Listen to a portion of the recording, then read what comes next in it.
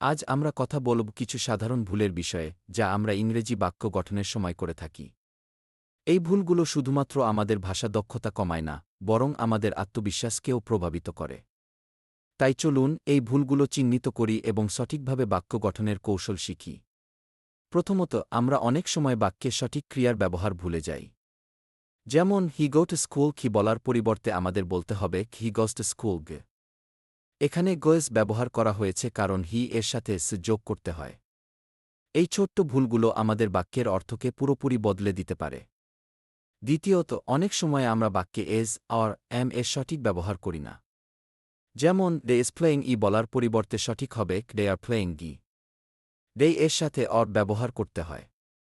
এই ধরনের ভুলগুলো আমাদের বাক্যের গঠনকে দুর্বল করে। তৃতীয়ত, আমরা মাঝে মাঝে বাক্যে অব্যয় বা প্রেপোজিশনস এর সঠিক ব্যবহার ভুলে যাই। যেমন I am good in English কি বলার পরিবর্তে সঠিক হবে কি I am good at English কে। এখানে এট ব্যবহার করা হয়েছে কারণ এটি দক্ষতা বোঝাতে ব্যবহৃত হয়।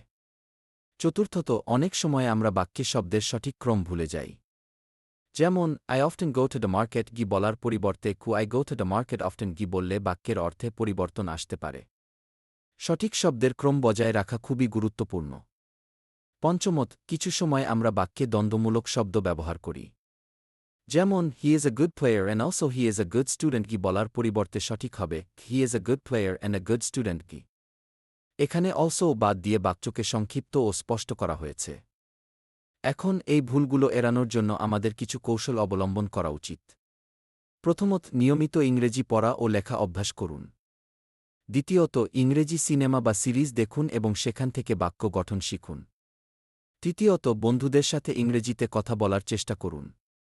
এতে আপনার আত্মবিশ্বাস বাড়বে এবং ভুলগুলো কমবে। সবশেষে, ভুল করা শেখার একটি অংশ। তাই ভুলগুলো থেকে শিখুন এবং এগিয়ে যান। ইংরেজি শেখার এই যাত্রায় ধৈর্য ধরুন এবং নিয়মিত চর্চা করুন। আশা করি এই তথ্যগুলো আপনাদের ইংরেজি বাক্য গঠনে সাহায্য করবে।